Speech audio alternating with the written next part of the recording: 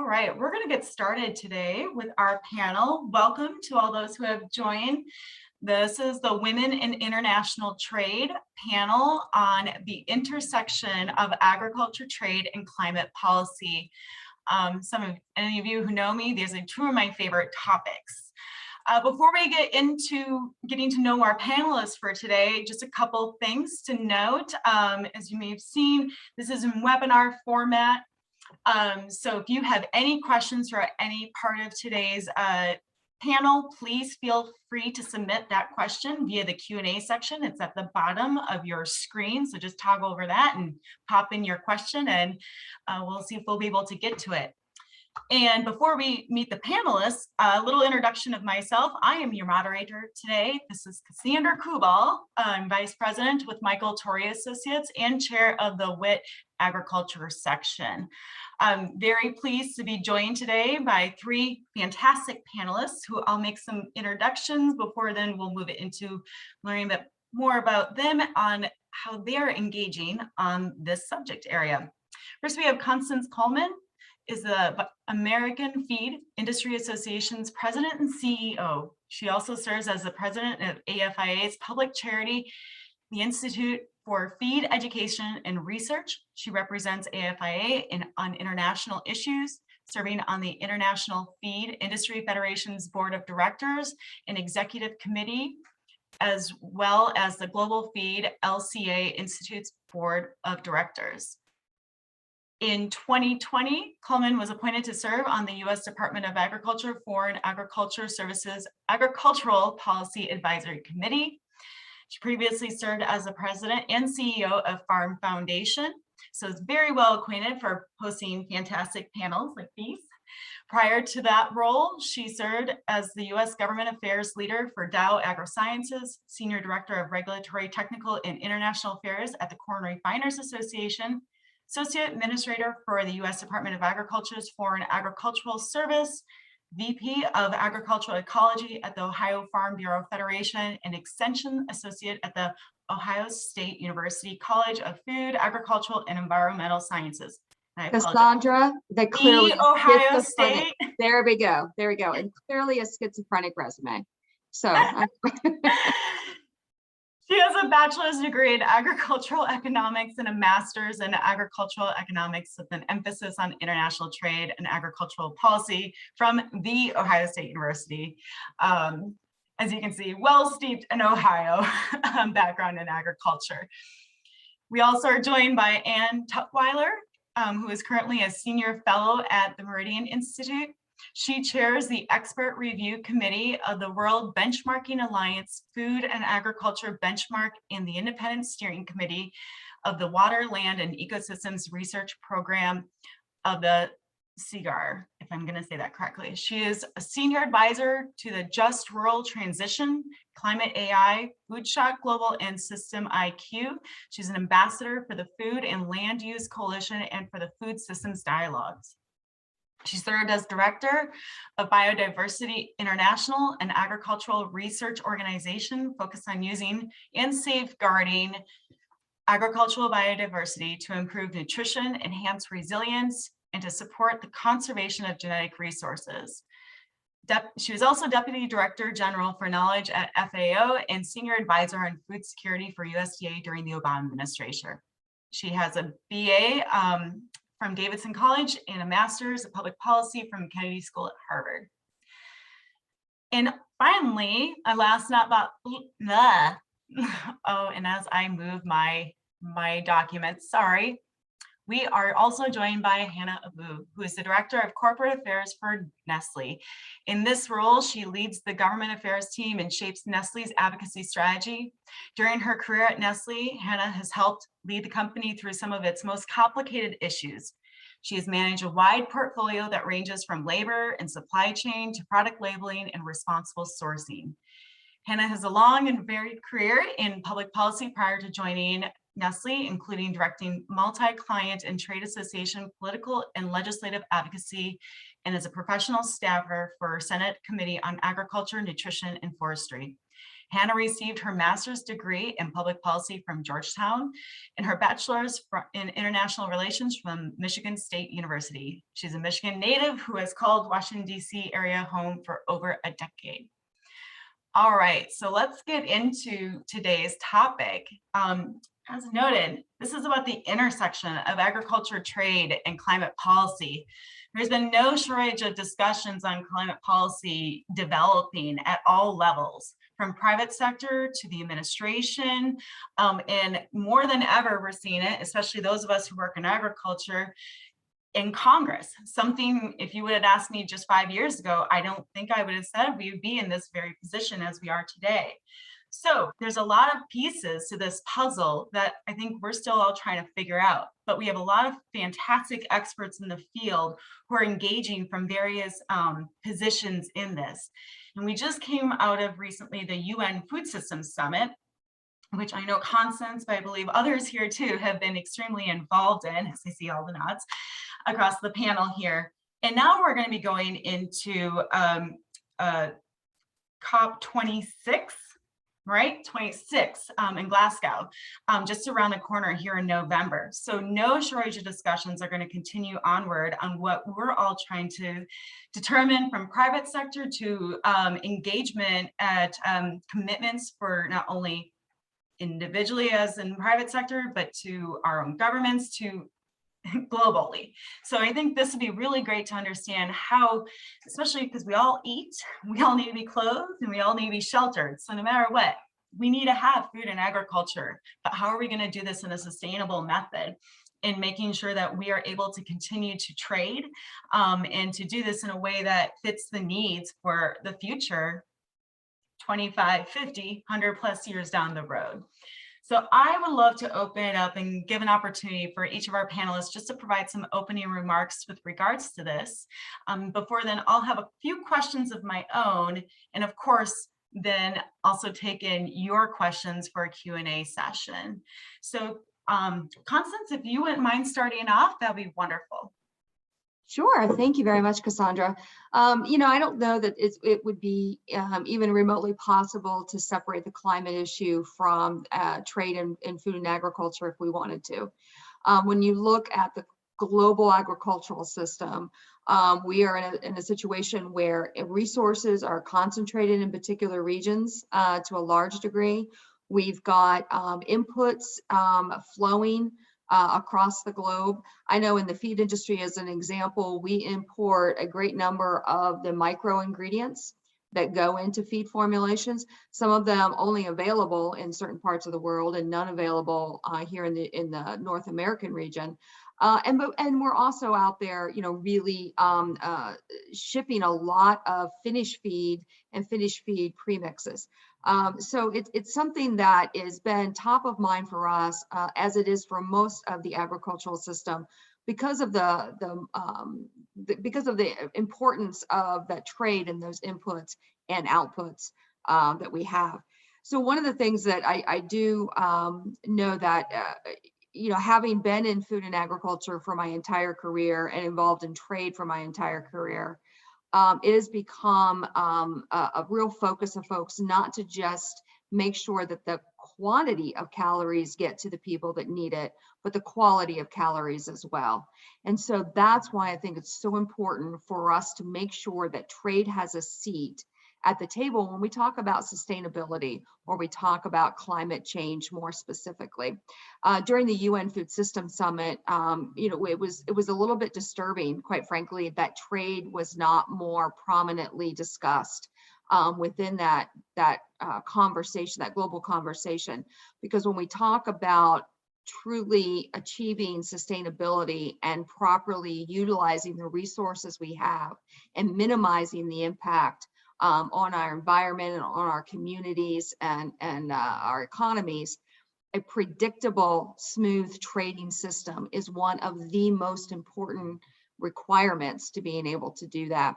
So, you know, certainly one of the things that also has come up repeatedly when we've been dealing with climate change challenges is making sure that we have science-based targets, and having those science-based targets be translated into science-based trading standards is going to be very, very important.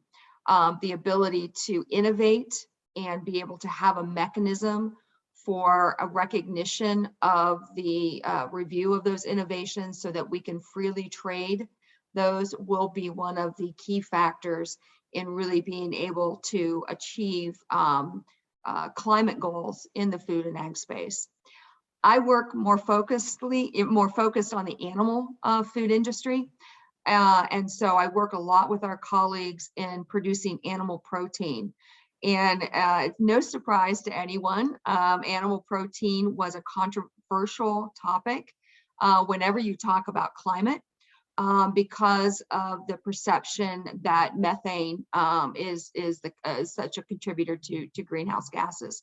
We've been doing a lot of work to take a look at how does methane act in the atmosphere, and we have actually been able to do a lot of research that says that not only can livestock, particularly ruminants, achieve climate neutrality, they may be able to become a source of global cooling as we reduce methane below what the animal is actually absorbing in the through eating forages and things like that. So I just pull that out as an example, Cassandra, where we have to set aside preconceived conceptions when it comes to how we can achieve climate neutrality and not create barriers in our trading system that doesn't allow for some of the innovations that can really get us across the finish line. I'm going to stop there because this is such a big topic.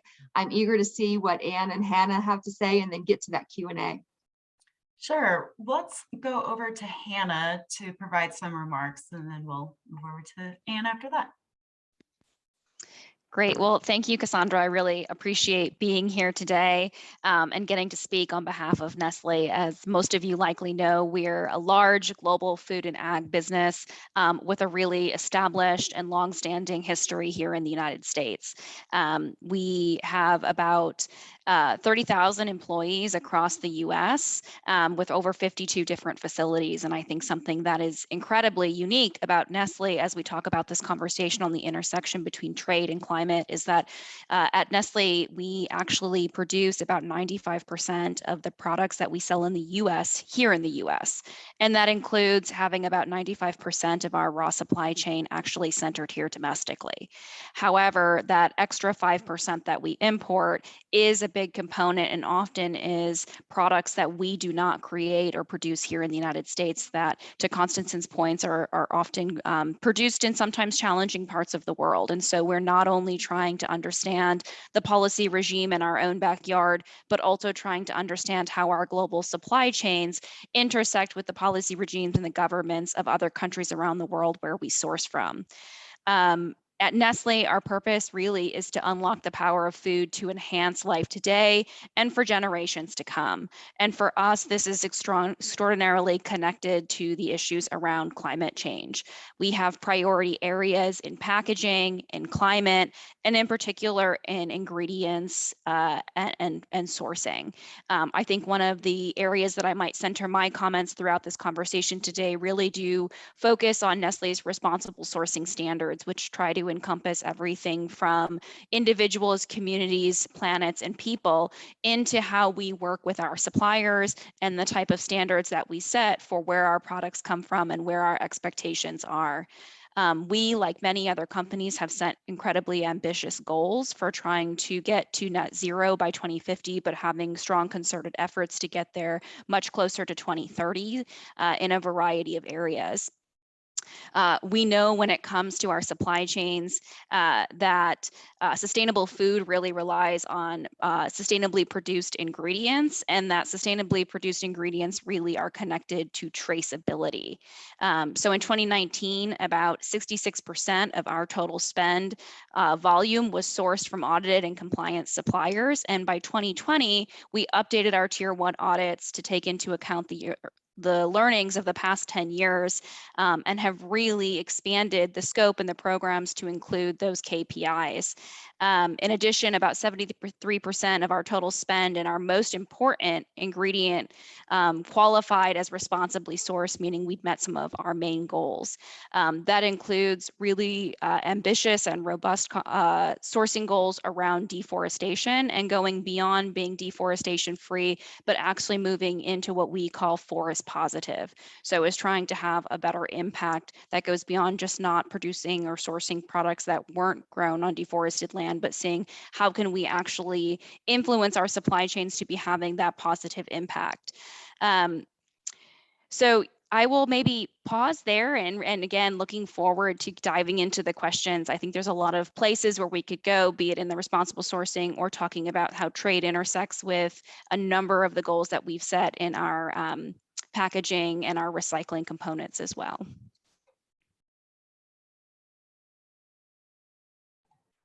And Anne, would love to hear some remarks from you from the position you sit in, and actually from your whole, I think, career has been heavily across the space. Yeah, thanks. You know, as the previous speakers were talking, I was thinking, you know, I started in agriculture,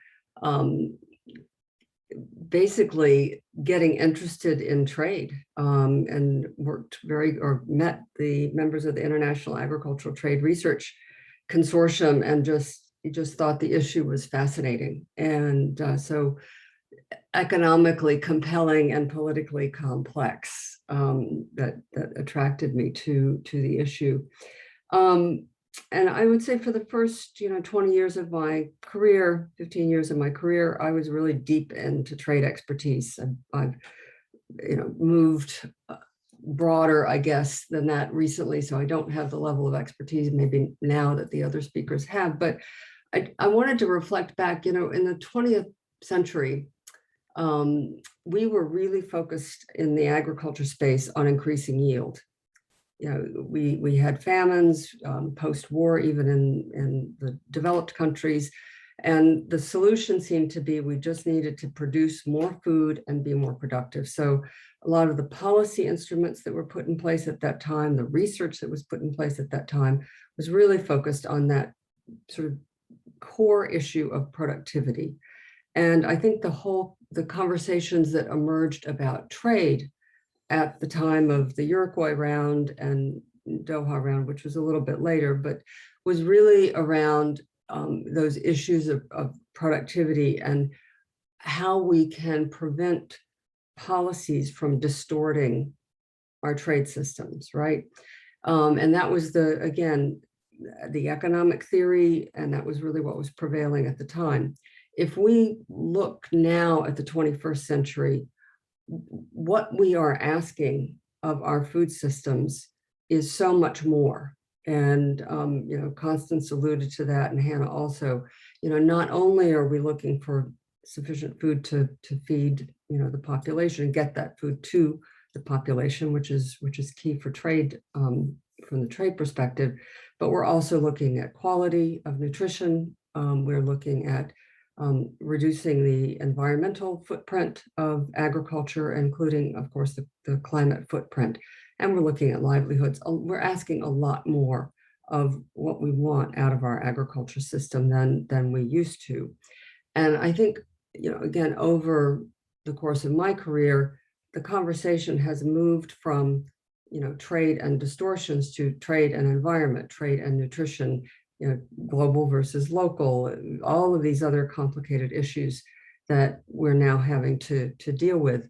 And while you can't put everything on the back of trade, and we shouldn't try to do that, because trade is one policy instrument that we have. We do need to ask more of how we shape our trade policies than what we have done in the past. And I think, when the Uruguay round was negotiated and the WTO rules were put in place, the green box, right, meant that those policies were non or minimally trade distorting, right? Now we need a green box that is that, but also green in the environmental sense, green in the climate sense. And I think there's probably a lot that countries can do within their current green box commitments to move to a more green, environmentally speaking, set of policies. But I think the time has come for us to really rethink what we want and need out of our trade system to address these other issues as well, as making sure that products are produced efficiently and in the right and best places. So I'll stop there, Cassandra, and have a lot more to say, but I'm sure that'll come out in the questions. Thanks. Well, I think what I'm going to do is start a little higher level on this, and then from there see how we might lead in direction, especially with any questions that come in from the audience on anything specific, whether programs or concentrated efforts we're seeing from US or other markets. But I think it's really good to know from your varying perspectives of what you represent, is where you actually see in the immediate, in these conversations, where's the real opportunity right now? Now, a lot of this, and I always said, I like working in trade because you don't think about just today, you think about 10 years, 20 years from now, because you don't want to set up a policy that only works for like a month. But where do you see some of those opportunities from your perspective? So whoever would like to jump in first. I'll jump in first, Cassandra. I think one of the things that people in the food and ag space have done in recent years, we as a collective group, is we've gotten a little bit more defensive about how we think about what we can do or what we're being asked to do from a sustainability standpoint. And at the same time, we're struggling really hard and reacting to some of the things that have been happening from a trading perspective. And I think there's a huge opportunity to actually lean in. And I know I shouldn't use that term. I was at a meeting last week, and I think lean in was the new buzz phrase from pivot to lean in. But I think there's an opportunity for us to be more assertive and more aggressive in positioning the food and ag space as solution providers to some of these most formidable challenges. I really loved Anne's comments about how we are being asked as an industry to do much more than produce quality calories and quantity of calories. And so when you take a look, I'm just going to use my feed industry as a microcosm and an example. Pet ownership is on the rise globally partially because people were stuck at home and realized that pets were a better company than their families. And then we've also got animal protein. We found out that people still want to consume animal protein, but they don't want to feel guilty about it. And so there's opportunities, I think, for us to meet some of the goals that the Biden administration has made very clear it's setting when it comes to climate and trying to get to climate neutrality and actually improving, becoming a global cooling factor. We can look at the US-EU pledge on methane. We immediately signaled our support for that pledge, and we are ready to do our part to help achieve that. And we're bringing forward some really amazing, game-changing kinds of solutions to these things. We've got circularity and the use of co-products. We've got new innovations that are working within the digestive system of animals to reduce methane emissions. And so I think when you take a look at that, about what we have that we're doing here in the US, but also globally, and what we can help offer the rest of the world to increase the sustainability profile of their particular food production sector, the opportunities are really endless. And the idea that we're a problem needs to be kicked to the wayside, and we need to come at this as we are part of the solution, and here's how we're going to be able to do that. But we have to have a very clear, predictable trading system to be able to bring a lot of those innovations to the market. I'll stop there. I could talk for the entire hour, but I'd love to hear what Hannah and Anne think. Anne?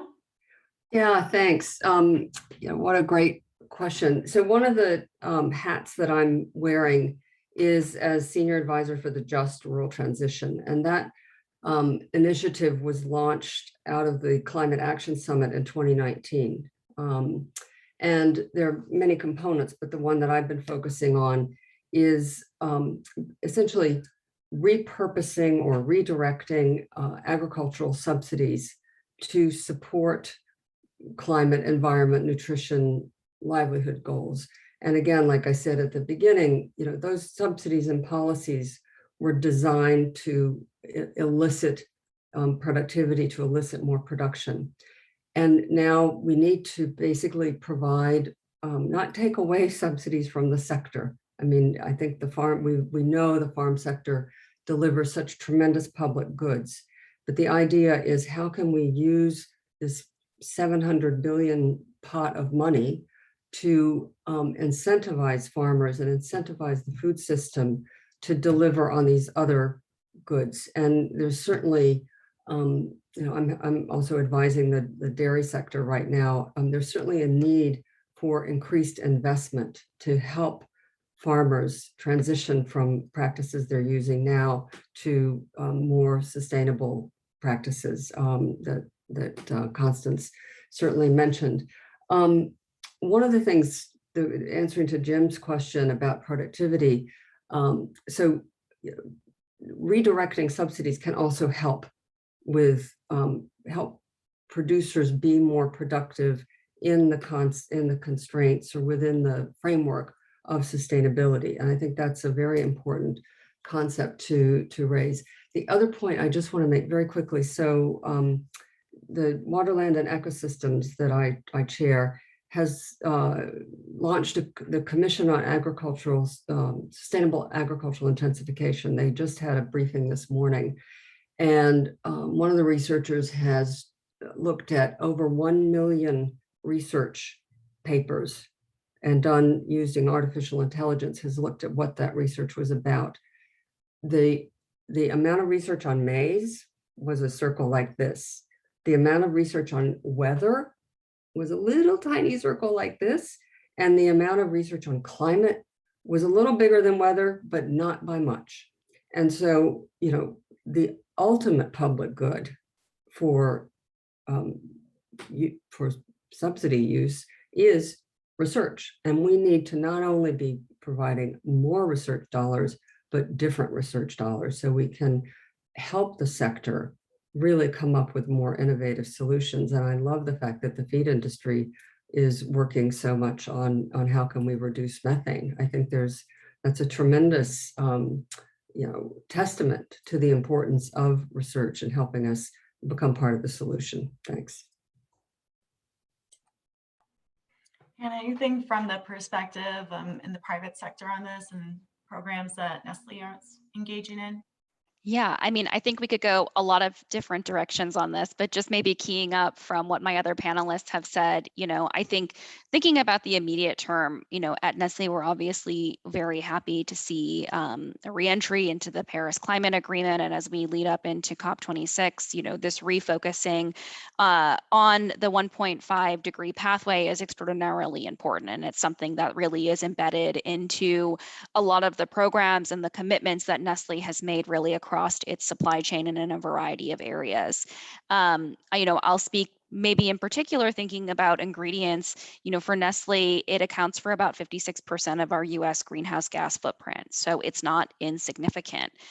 So we're really partnering with industry experts and suppliers to look at how we can reduce our carbon footprint in some of our most emissions intensive ingredients. And that requires really, I think, a critical eye and a deep understanding of where some of these challenges and therefore opportunities occur throughout our own supply chain.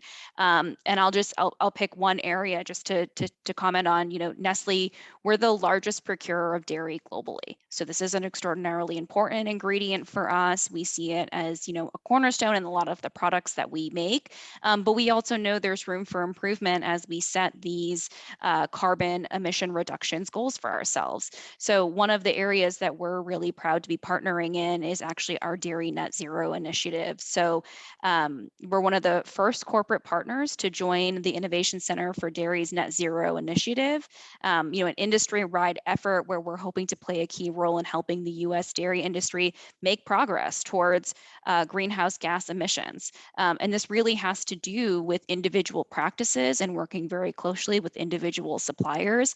And it's something that while we're hoping to make significant progress, it really does require a lot of on-the-ground work and technical expertise in partnerships between companies and suppliers and individual farmers. And I think sometimes that partnership is lost in really high-level conversations, that in order to make this change, it doesn't just come from commitments, but it comes from practices on the ground where there is trusted partnership and a concerted effort to be moving towards the same goal. Great, thank you. As we talk about opportunities, I think you can't also miss the opportunity to also talk about where there's still some threats. I think Constance, you touched on this, and it's, I don't know if I'd say threat, but concerns. For instance, when around the UN Food System Summit, trade wasn't really talked about. So like, are we missing making these connections? I think that's an example. So where are we seeing still some threats of maybe wrong direction or whatever that might be, and any idea of solution for resetting that path? Yeah, Cassandra, I'd like to touch on a couple of things and then get very specific about your question. One, I think one of the biggest threats is when our regulatory systems don't keep pace with the scientific innovation and the modern agricultural techniques that we're using. For example, we have these tools that can help reduce methane, but we can't necessarily market them in the US because we don't have a regulatory pathway that allows us to make the claims to some of these ingredients that act in the gut of the animal. They're not drugs, they're feed ingredients, but we can't make any of those kind of claims. So that's a huge challenge because it's very difficult for farmers to be able to demonstrate that they're making that effort with their supply chain customers. And then, one of the big disconnects I saw at the UN Food System Summit, in addition to the trade conversation, is this whole effort continued by some to categorize foods as good or bad for the environment and favor certain production systems. That really drives the conversation away from a lot of the real solutions that are out there, instead of really tackling how do we find some solutions to some of these things. Just eliminating things from our diet is not either good from a nutrition standpoint or from an agricultural system, both from an environment as well as from a cultural perspective. So I think one of the things that we would love to see more of a connection is let's stop trying to take tools out of the toolbox, but let's help facilitate looking at new tools, lots of different kind of production systems. One of the things that the food and ag industry really pushed was diverse systems. And we have to stop thinking about how particular products meet all of our sustainability goals. I've been telling my members in the feed industry, find your sustainability horse and ride it. Some of you are going to be able to make claims about reduced emissions. Some of you are going to be more focused on water quality and land use. And sometimes those systems can't do both. But given the particular challenge in a particular area or for a particular product, a customer may choose one or either of those. So that's one of the things we have to stop thinking about it as an all or nothing. And we need to think about all of the resources and all of the tools that we have. And unless we do that, I think we're going to fail spectacularly. Great, thank you. Anne or Hannah? Well, I'll jump in and say, I do think the challenges obviously still exist in how we link climate priorities and how it's encompassed into trade. And some of that is seen, on a regular basis as we try to think about the different, for Nestle, the different responsible sourcing supply chain programs that we set up and what are they intended to do. Perhaps a little bit to Constance's point, we're trying to address different challenges in different commodities and in different supply chains. And for us, that really runs the gamut of particular climate or sustainability challenges. It also deals with challenges in community and with individuals and people. And so I think there is always this recognition when it comes to supply chain and trade that there are multiple activities and programs going on at once that are trying to address, sometimes disparate issues. And I think when that comes into the regulatory space, or whether it's, the specific trade space around, customs and border protection, what are we looking for, and how is it addressed? And so I think one area that we're very focused on that I've mentioned is around, deforestation and forest positive. And this really looks differently depending on what type of commodity that we're dealing with and what region of the world that it's being grown in.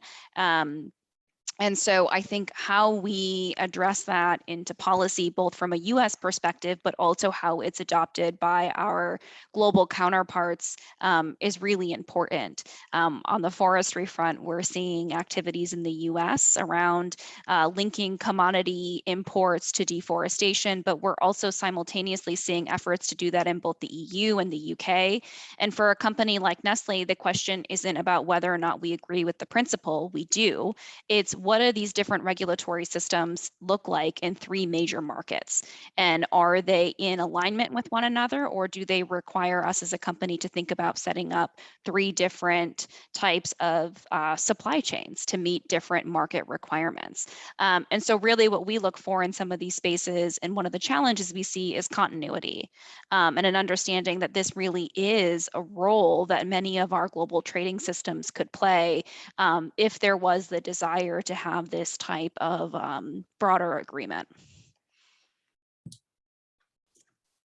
If I could just add a couple of points, maybe, one of the things that the industrial transition is trying to do is, not only to work with countries who have put their hands up and said, we recognize we need to rethink, repurpose, redirect our agricultural policies, but we are trying to provide policymakers with opportunities for peer-to-peer exchange around those policy directions. And I think, that does 2 things. One, it gives, policymakers a little courage if they see somebody doing something in another country and they think, oh, I can do that in my country. But also, to Hannah's point just now, that, the more policymakers talk to each other, hopefully the more we can address some of these issues where different countries are trying to achieve a similar objective, but using such different mechanisms that it makes it very difficult for global companies, like Nestle to actually implement those changes. I think the other thing that's really missing from the debate now is better information about the trade-offs that, and I think, I don't know who said, Constance, maybe it was you, that, you can't always achieve everything by one policy measure, so or one production system. So, what are the trade-offs that policymakers and companies need to manage, and how do we put a framework, around that to help them make better decisions? And then the third thing I would say, and this gets to this, polarization, or religions, I call it, in certain areas in our agriculture debate, is we are really promoting the idea of a multi-stakeholder process. Too often, in India is a great example of a policy that was made very quickly in government circles and has resulted in months-long protests from the farm sector there. We are very actively working with the World Farmers Organization and other farm organizations, engaging with companies, other stakeholders, to help ensure that there's buy-in and engagement in these processes. So, and to try to diffuse some of that polarization that, has never fed a single person. Yeah, all these debates that we have. So, thanks. Cassandra, if I can jump back in, I cannot express enough how much I agree with Anne's last set of comments there. The communication and the multi-stakeholder process is so incredibly important as we try to tackle these. I cannot tell you how many times people say, well, my customer wants this. And I just want to say, but your customer's asking the wrong question, you know, and you as somebody who is in this and creating this product, you know what's the right question should be. And we need to start getting into more of that. And I know that Anne was talking about from a maybe a little bit broader perspective, but just even when we get down to conversations within the supply chain and within with the conversations with our global suppliers and buyers, we need to have that clear communication, because otherwise we're going to be chasing sustainability goals that aren't the right ones. And so just wanted to give Anne a big shout out on that one and just say, totally agree.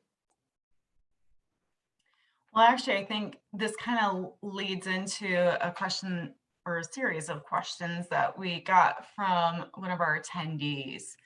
So it's fairly long. So the panelists want a quick look at the Q&A box because I think they can see it. But for everyone to know what this question is, how can the U.S. government partner with your organizations, the agriculture sector at large, to advance a vision for climate and trade policy that is inclusive of agriculture as part of the solution?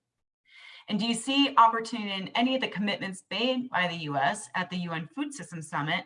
And how can those efforts be married with some of the multilateral dialogues that USTR is engaging in? I'll jump in again. I would say that there's a lot of opportunity to have these conversations. We started a lot of the conversations with US government around the UN Food Systems Summit. And, you know, the things that came out of that was a much better understanding of the US government priorities, but also I think a better understanding of where the food and ag industry was coming from and what our needs are and where our successes and our failures have been. And I want to emphasize that we have a lot of experience in the US with trying to achieve some of these goals. We didn't just wake up a year ago and say, gosh, we really want to, you know, get to zero hunger. We didn't just wake up and say, gosh, we want to conserve resources. This has been an ongoing effort by the food system in the US for decades. And we've had some epic failures and we've had some incredible successes. So we know a little bit about this. So we would love to have those kind of conversations. I will tell you, I was incredibly encouraged by the announcement of the US government's coalition, the US government-led coalition on sustainable productivity growth.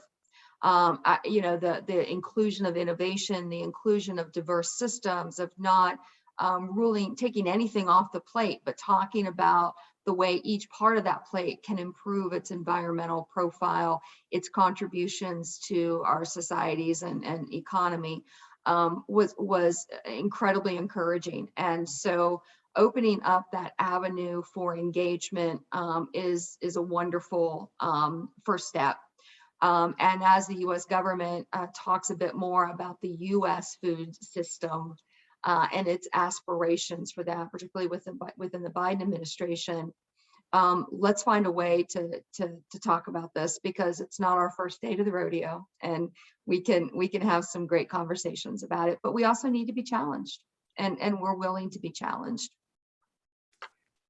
I think the other initiative, in addition to the one that Constance just mentioned, is the Aim4C, which the U.S. government is one of the key, leaders, and that's going to be launched at the Climate Summit, and it's around agriculture and innovation, to improve climate outcomes. And a number of companies are signing on as sprint partners, and others as knowledge partners. So I think that's really indicative.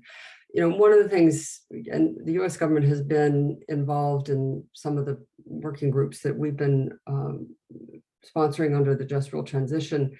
But I think, for a lot of governments, they need to see the space to have these conversations, because these are very politically fraught conversations, and they involve, groups that are forward facing, they involve other groups that are, less forward facing on these issues.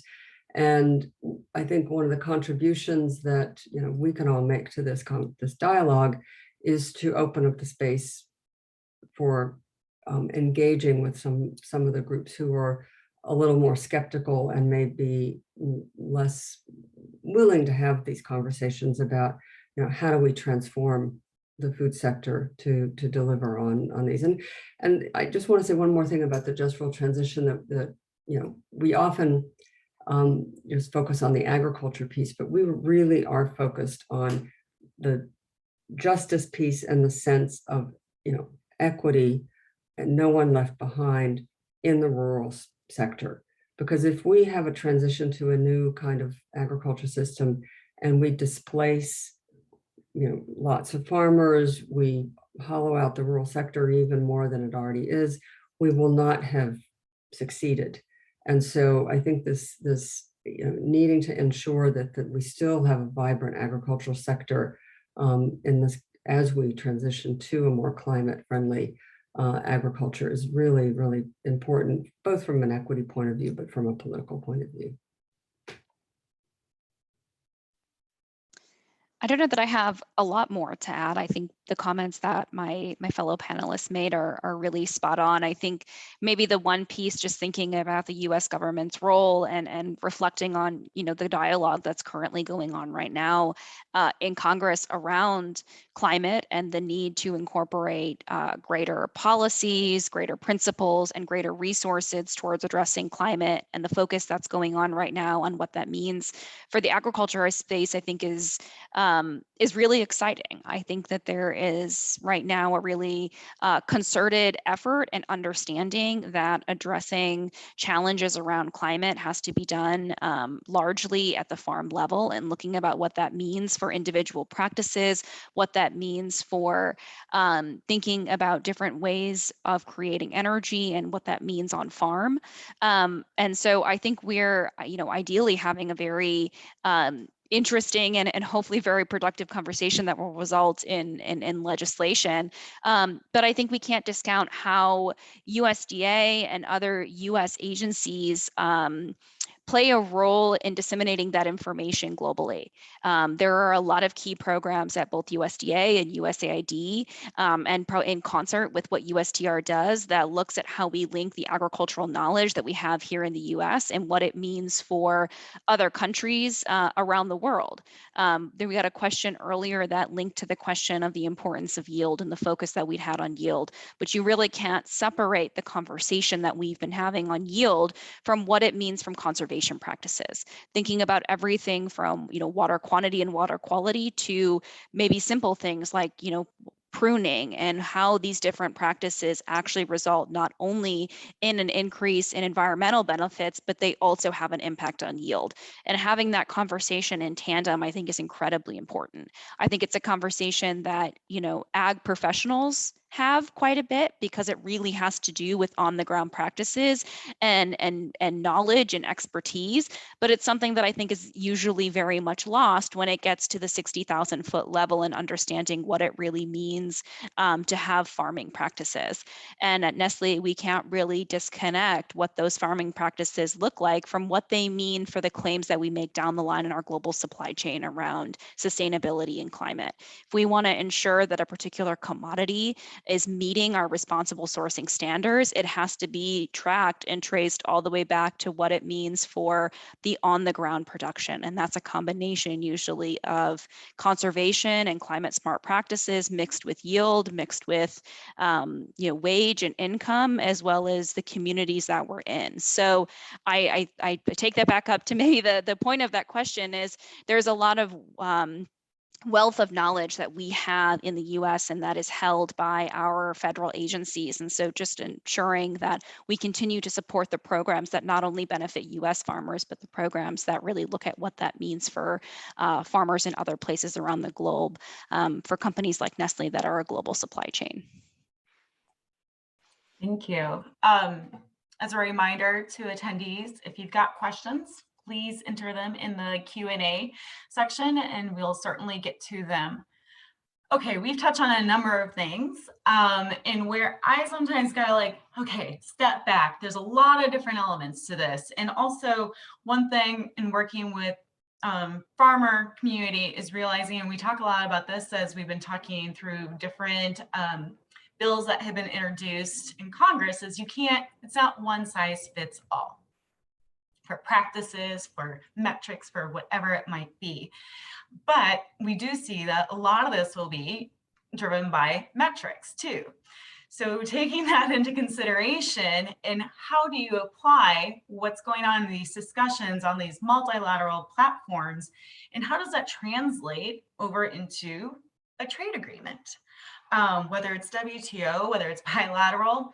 I recall back when we were looking at renegotiating NAFTA and talking with fellow folks across agriculture, and like, well, there's the environmental side. Like, well, we don't really get into that. And, you know, you look at the actual provisions, and at that time, it's very different than I think that a mindset would look at it now.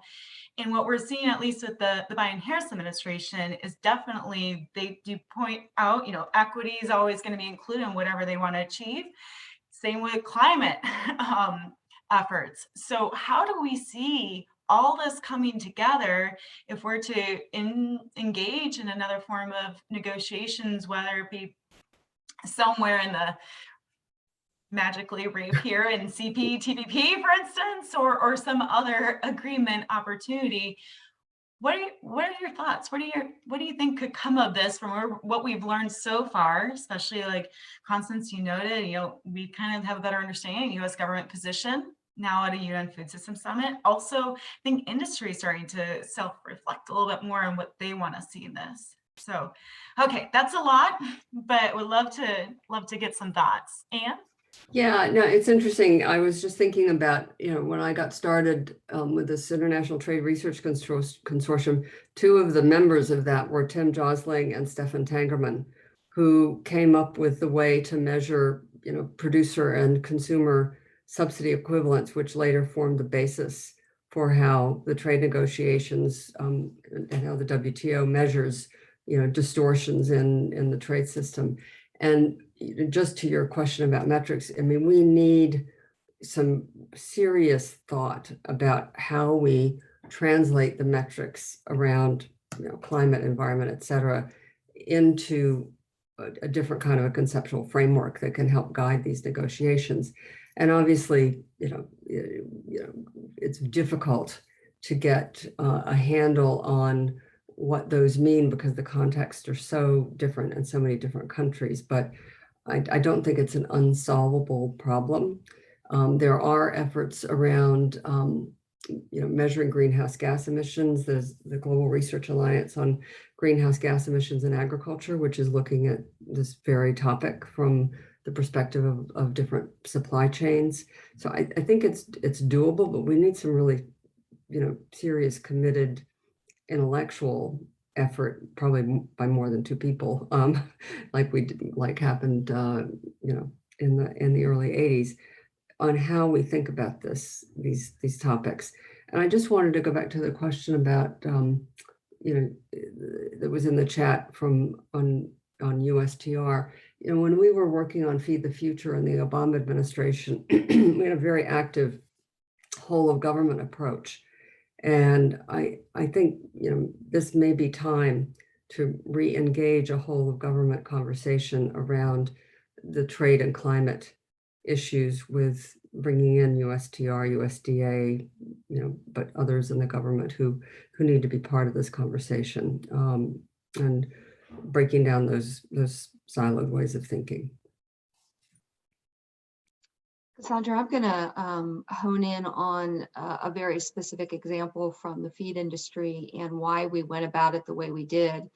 We recognized we needed metrics for environmental footprints. And when we talked to our supply chain partners, we kept hearing repeatedly, feed, you know, feed's the big unknown. And so we started, and you mentioned it in my introduction, the Global Feed Life Cycle Analysis Institute. It's a nonprofit institute, and we've been working to establish what we believe would be a harmonized standard for calculating the life cycle analysis of feed ingredients, and making that data available across the global food value chain. And we did that by working with the UN's Food and Ag Organization through a process, the LEAP process, where there was an international concerted effort to establish the methodologies for how we look at and how we measure the environmental footprint of feed ingredients on 15 different criteria. And then we're going to be adding feed additives. So that methodology is going to be available for feed additives as well. And I think it's important to start out with that global consensus and a global view when we're talking about, ultimate acceptance by the trade, within the trading system. So we're hopeful, and we're crossing our fingers that by going through that upfront work, that we will have data and metrics that will help support a more harmonized approach to how we look at sustainability in the feed system. So cross your fingers with us. That's great. Well, as you can tell, we're at the top of the hour here. I want to thank the three panelists for joining me today on this very important topic. One that I think we've seen great strides in just the matter of months, truthfully. And we're going to probably, if we reconvene a year from now, we'll see a whole nother picture on this. And I think even a more solid path forward on what we're seeing on how we'll understand our global trading system by way of climate policy. So thank you so much for joining us today. I welcome any follow-up thoughts or questions. I'm sure you can send them by way of WIT. Visit the website and consider joining also if you're not already a member. So thank you so much.